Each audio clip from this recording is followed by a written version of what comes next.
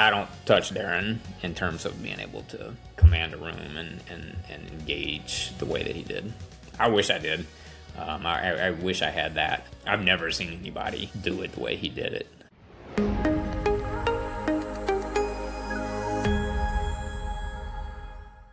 Welcome to the Second Plan A podcast, where we take hard-earned lessons from the mats and convert them into tools for navigating life's challenges. I'm Amber Hoover. I'd rather stick to the plan. And I'm Ryan Hoover, and we're going to put this whole theory to the test. If we're moving on to our Second Plan A? No, we are. Oh. We just don't know it. That's fair. We are recording from our snow day location. Many of you, I'm sure, have seen some of the weather in North Carolina. If you haven't, we got about 11 inches of snow in one day, which is not... Our average yearly snowfall is about 3 inches, so 11 inches is pretty wild. Anyway, you're going to hear a lot of noises. So welcome to the Hoover Habitat for Humanity, whatever you want to call it. On this episode, we are... Not doing whatever she's talking about on this outline. Uh-oh. Oh, no. I said I like to stick to the plan. I know, and what did I say after that? We're not doing it. So you can save your outline for next time. Okay. All right, well. I hope everybody's enjoying the panic on her face right now. I'm fine. Speaking of panic, I almost lost my phone in said snow. It was a great time. Oh, you did lose it. Okay, I did lose it for 2 minutes. I did find it. All right, Ryan. You should post that video. Yeah. Okay, bet. On this episode, what are we doing? Second Plan A. Okay. So I want to talk about things. So I've made 2 trips in the last 2 weeks, and there's things going on online, and I want to hit on all of them. Oh, okay. I'm down for this. So they all kind of weirdly intersect a little bit.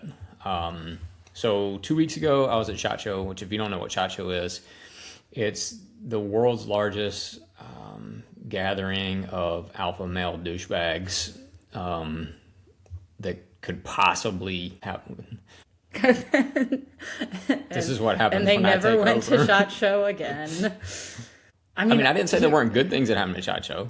And there are people that aren't those said douchebags. Right. Yeah. Okay. And I All didn't right. say everybody you didn't was. name them either yet, at least Right? that I know of. Don't be like the social media crowd. Oh God. Just don't attach your emotions to my words. Okay. I said what I said. I'm I listening. meant what I meant. Anyway, it's a firearms manufacturing and related kind of products and services event. This was either my 10th or 11th year. I'm not sure. But I mean, I obviously keep going because I see value in it, right? So regardless of so we can hate on it wherever. what, yeah. right. And again, like and this is kind of what I want to talk about. And I've written about this a good bit here and there, and maybe even more so lately. This idea of being willing to kind of call out your side of things and keep your side of the street clean. And then as an extension of that, also recognizing that these things, whether it's, an industry or a profession or a hobby or whatever, that's not your identity. It's not who you are. If you do Jiu Jitsu, that's not who you are. If you're part of a certain Krav Maga organization, that's not who you are. And as soon as you attach yourself, your whole makeup, your whole identity to this organization or to this leader or founder or this political figure, whatever, then you're so tied in that you feel it's necessary to defend it regardless of what's happening. And then you alienate people that you probably shouldn't. So if I look at SHOT Show as an example, I've had a few conversations with people since SHOT Show, people that have been before and people that haven't been. And there's this recurring kind of thread that I've gotten from these folks that they went one time, they didn't go back because they didn't feel like they fit in, or they've never gone because they feel like they wouldn't fit in.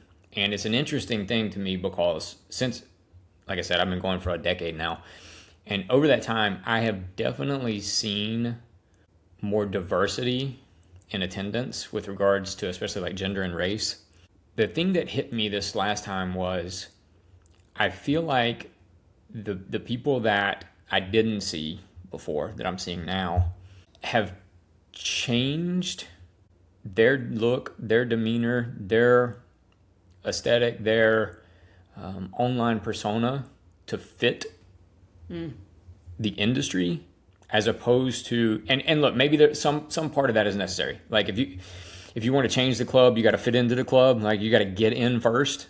So maybe there's some necessity to that. But if it stops at just the price of entry, then all you're doing is contributing to the echo chamber, right? The value in having diversity in any group, organization, corporation, campaign, whatever, is opposing viewpoints, different ways of looking at things. And if you change that just to get in and then you just assimilate, then diversity doesn't really matter that much anymore.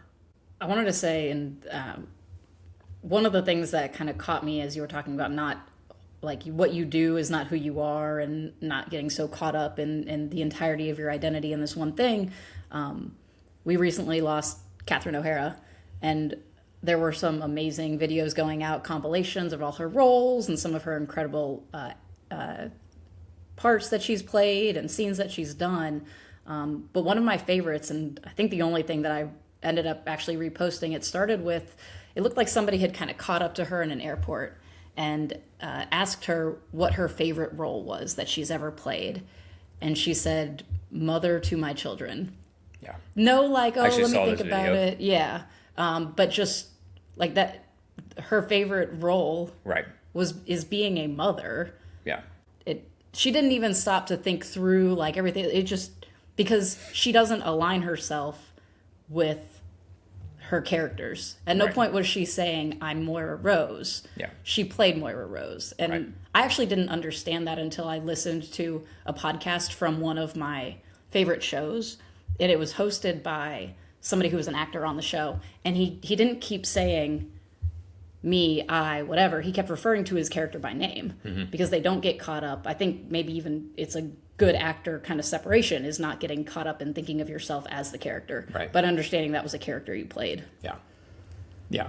And look, I get it. Like if we stay with SHOT Show for a minute, if you have become popular because of an online persona, Yeah. I get how that carries over. But to your point, if you take any well-known actor, if you met them out somewhere or at some industry event or whatever, they're not still being That character. Yeah. character. Yeah. It's like, I think a lot of people know that I'm a fan of Ric Flair.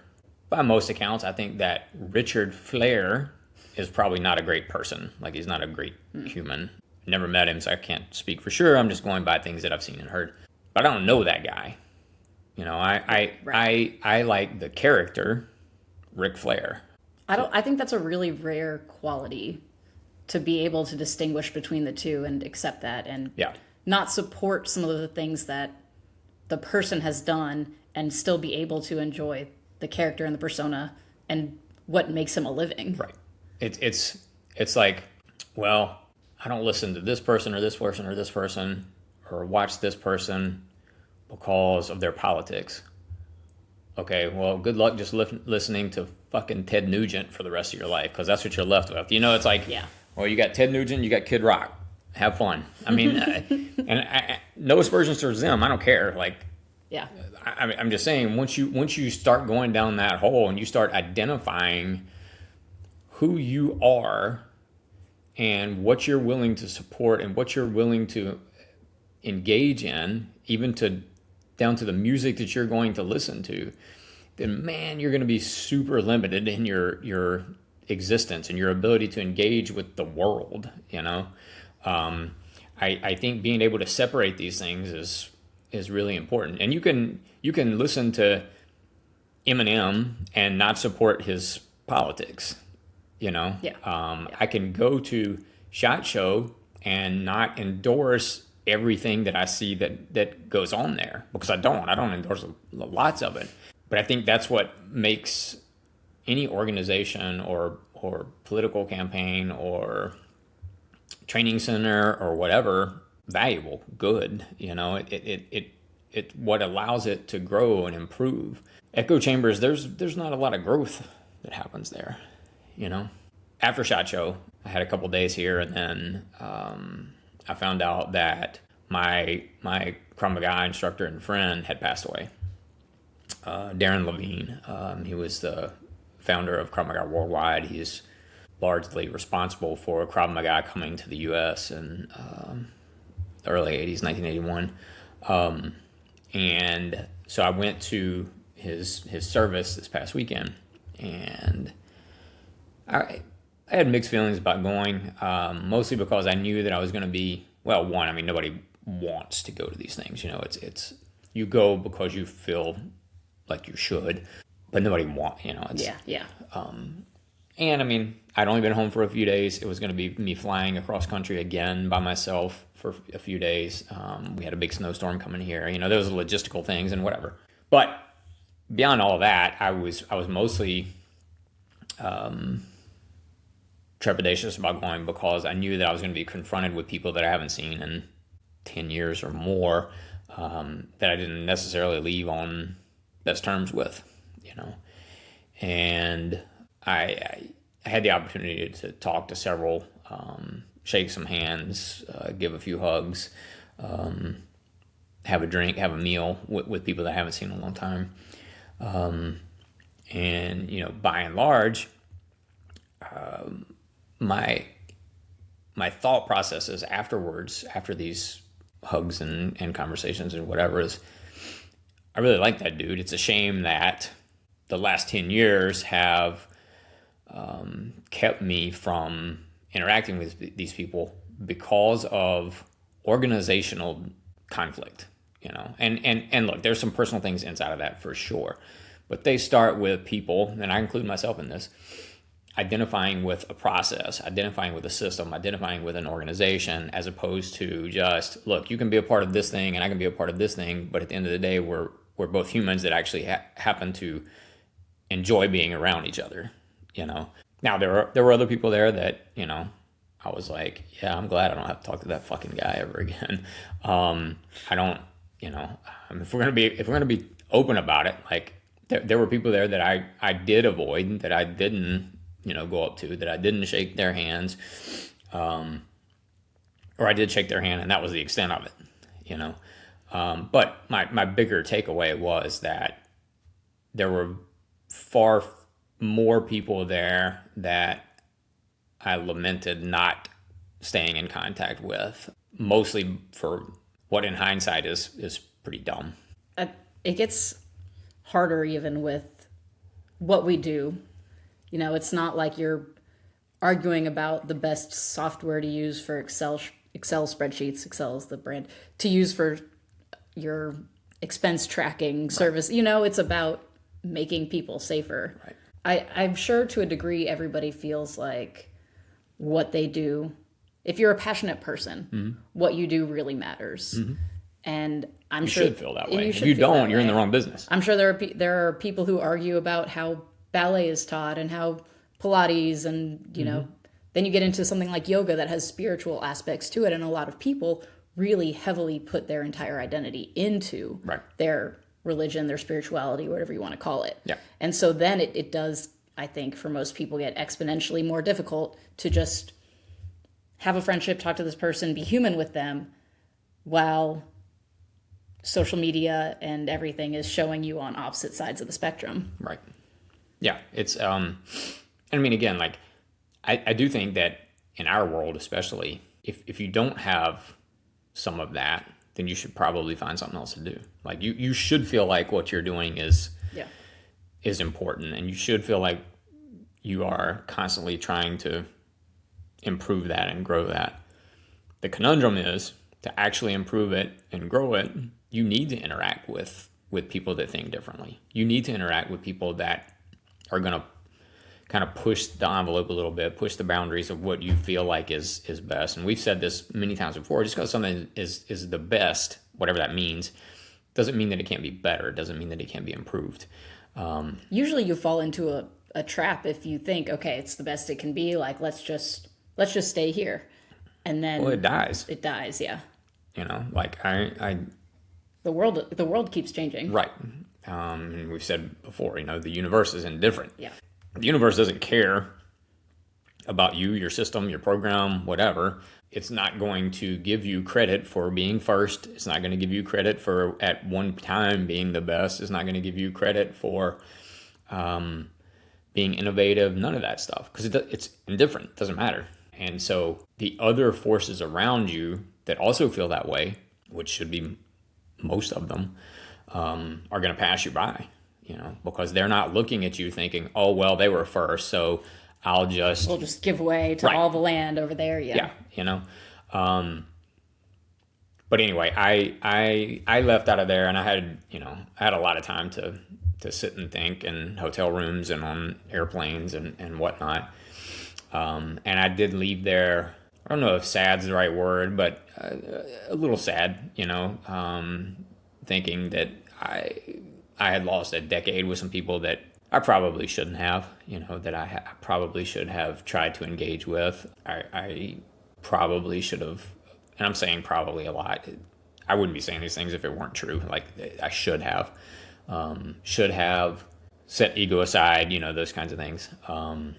I will say I do feel fortunate that Darren and I were able to have a few text conversations in the past year. One came about mostly because of a misunderstanding that actually allowed us to have a decent conversation. And then Darren was teaching a seminar this past October, and it was the first time he was teaching to the public in a very long time. And I shared the seminar information on my socials and encouraged people to go. And then I texted Darren and basically wished him good luck with the seminar and whatever. And then I texted him again afterwards to congratulate him, because it did look like it was really successful. It had a great turnout, and you know, and I know that he was happy about that because it had been a long time, and you know, we were talking about passions and being passionate people and whatever. I have not in my life met a human that was, when he was doing his thing, more passionate, more engaged, more able to connect with people, more able to own a room than Darren Levine. For whatever faults and failings and foibles there are with him and organization and whatever, that man was the most dynamic instructor I've ever seen. And so I'm glad that people that hadn't been able to get to work with him got a chance to do that. So I learned a lot about you listening to his service, listening to people talk about him, especially his daughters, talking about how he showed up for them and how they could text him anytime, middle of a seminar, whatever. And so I see a lot of that in you. And I didn't get to work with Darren directly, so I can't say too much towards coaching crossover and instructing and owning the room, and I'm sure there's plenty of that there. But just seeing his impact that he had on you in the area that really matters and the biggest role you both play as parents, I felt that immediately through speakers. I don't touch Darren in terms of being able to command a room and engage the way that he did. I wish I did. I wish I had that. I've never seen anybody do it the way he did it. You know, and I probably over the years have tried to emulate it in some form or fashion, and I've probably been able to adapt some of it, but I've never seen anybody do it to be a to DA and an instructor like that. I mean, it's anyway. All of that to say, whatever tribe you're a part of, it's not who you are. and don't let tribalism keep you from being an individual and valuing the role that other individuals can play in your life. I know this is a mistake, and while I try really hard not to do regrets. I do have the ability to look back and think I should have done something better or differently or whatever, and this would be one of those times. I think duality is an easy trap. Us versus them mentality. It's me. It's the way we do things, or it's nothing else. It's the easiest thing to do. Yeah. Well, but it's not just like a individual issue or just a within training organizations, but it's an endemic human problem that we have not overcome. Us versus them. We got over me versus everyone else, and we were able to form groups and survive and all that kind of stuff. But we really haven't gotten to the point where we can view other groups as what they are and be okay with them existing and not have to pull them over to our side. Yeah. Well, I mean, just look at the political landscape, And look, on some level, tribes are meaningful and important, and they have allowed us to survive millennials, Yeah. Not millennials, the horrible generation that you guys are, millenniums, the time frame. So anyway, I think we struggle a lot with being able to get outside of the us versus them kind of mindset mentality, because I do think it's the easiest path to take. I don't have to think much. Yeah. The other thing, not to try to offer solutions here or anything, but there's the idea of offer solutions. Come on. All right, well, let's go for it. There's this idea called the second thing, where like if we'll keep it internal and then expand it, but if somebody comes into our center and they sign up for classes and they really love heavy bag class, they're taking heavy bag class, and there are going to be 15 or so other people every time they're in there that also enjoy heavy bag class, they're not going to get close to all those 15 other people. They're going to get close probably to one or two others, and it's not going to be over their shared love of the heavy bag class or their shared love of Fit to Fight. It's probably going to be over a second thing. We saw it in the centers with D&D. You see it a lot with other hobbies, activities, with other work outside, what they do for a living, those sorts of things, what their kids do, their kids' ages, those sorts of things. It's that second thing that really connects people. And so two people can do Krav Maga or Jiu Jitsu in different organizations and, maybe not agree with the way the other does things, whatever it might be, but then still get along and really find a lot of camaraderie within their second thing. Shared experiences. They both went through divorces, whatever it might be, their military families. That second thing is so pivotal. It could be something as simple as age, gender, race, socioeconomic, like those are the easy front forward facing kind of things that I think people initially kind of find relation in. Yeah. It's funny because sometimes that's the first thing and sometimes that's the second thing. And I haven't obviously prepared this research, but if you go to church and whatever religion is the first thing, and your second thing might be the heavy bag classes. Right. But if you go to heavy bag class, the first thing is the heavy bag class, and then the second thing will be, you both go to the same church or whatever it might be. Yeah. Yep. Okay, so speaking of jiu-jitsu, I'm sure there's nothing in recent times that you've considered bringing up as it relates to duality and all or nothing thinking, my way or the highway, offering solutions to problems. Yeah. Okay.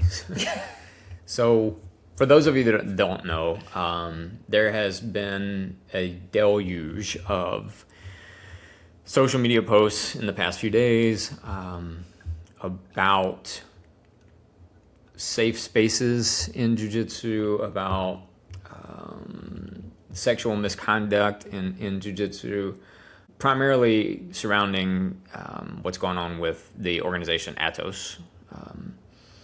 Just Google it. Yeah, ATOS. Or don't. It doesn't really matter. That's true. It does not matter. No. End of the day, it's best I can tell, it's one individual. Now, he's an important individual within the organization, hands down for sure. but it's one individual that may or may not have done some bad stuff. And I say that because I don't know. I don't know him. I don't know the people involved. It sounds pretty credible, but we don't convict people in this country off of sounds like. So on social media, we do. Sure. And that happens all the time, and it is what it is. And and I'm not taking a side on that one way or the other, because I truly have no clue. I can guess, but that's all it would be. So anyway, a lot of these posts to me seem obligatory. It's like, well, 10 other people have made this post. I guess I better get something up. And so they went to ChatGPT and they told ChatGPT what was happening, and ChatGPT was like, okay, this is what you should say. Here's your PR statement. So it feels really disingenuous. It's obligatory. It's like, all right, we got to do this. Let's get this out there, because if we don't, then people are going to think I don't know I don't know what goes on in people's minds, and I do know what goes on in people's minds, but we're in such a big cancel culture kind of mentality, especially on social media, because once something is out there, it's like, you've seen the meme image of the matchsticks lined up, and once the first one is lit, all of the next ones are lit, and then somebody pulls one away or down. Yeah. As soon as that last match goes, then it stops, right? Right. And I understand why people feel the need to do this. My problem with it comes when the solutions, for lack of a better term, are to run very, very hard the other way. Now all of a sudden it's, well, just don't go to places that are owned by men, or don't go to places where the lead instructor is a man, or or what I've been seeing a lot of is, here's a picture of me with my female students, so I must be fine. Right. I mean, or if your place is a safe space, comment here. Well, post this sticker on your door. I mean, it's if you're creating a community, a culture that is supportive, that is following the mission that is supposed to be inherent in the martial arts, I don't need to comment on your post. Hey everyone, sorry to cut us off like that. We had some internet issues and connection issues, so this is what we've got for this week. But make sure to follow us on social media, turn your notifications on for Spotify or YouTube or wherever you get the podcast to make sure you don't miss the second half of this episode. Thanks.